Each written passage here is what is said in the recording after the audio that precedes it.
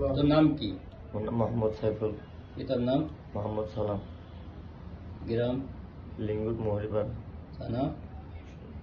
থানা জিরিঞ্জা। থানার নাম কি? থানা হচ্ছে আপনার বিয়া ভেরুদান মানে সদর পড়বে না, রামু থানা পড়বে স্যার।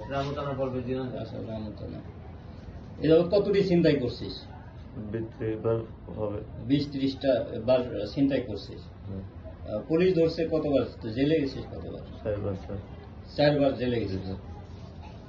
আচ্ছা, এই যে সিগালের সামনে যে পরশুদিন চাকু মারছিলি, আর কে কে ছিল তোর সাথে? আমার সাথে এই ছিল আরেকটা আনিস নামের একটা ছেলে ছিল। এর নাম কি? এর নাম হচ্ছে নুরুল ইসলাম। নুরুল ইসলাম। এই নুরুল ইসলাম ছিল, তুই ছিলি, আর কে ছিল? আরেকটা আনিস নামের একটা ছেলে আনিস ছিল। ছিল। ওর থেকে কি নিছিলি? এর থেকে স্যার একটা মোবাইল নিছে, মানে মোবাইলটা আনিসে নিছে, মানিব্যাগ এর হাতে ছিল স্যার। মানিব্যাগে কয় টাকা ছিল এটা আমি তো জানি না, পরবর্তী স্যার দেখবো গাড়িতে। এই গাড়িতে যাই বসবো আমি এরকম মনে করছি, তাহলে এই গাড়ি একটা নিয়ে স্যার আনিছে, গাড়ি টাইনা চলে গেছে আর আমাদেরকে হাত দেখায়। এরপর থেকে স্যার এই রাত টুকাই পাই না আমরা। সর্বশেষ জেল থেকে বের হয়েছিস কতদিন? আমি জেল থেকে বাইরে স্যার হবে 4-5 মাস। 4 মাস আগে।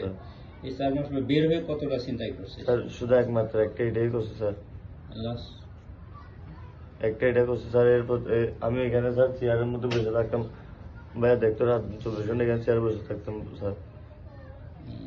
আর কোনো পেশা আছে তোর? আমি শুধু স্যার চিন্তাই পেশা? না স্যার, আমি কফি বিক্রি করতাম এখানে স্যার। এখন করি না ভাইয়া, পুরো হয়তো ভাইয়া না ঘটনা ভাইয়া, পুরো হয়তো স্যার। আচ্ছা, ঠিক আছে, বলতে দাও। পুরো হয়তো ভাইয়া ঘটনা, আমি কফি বিক্রি না আর জনের গরিব ভাইয়া নিজে।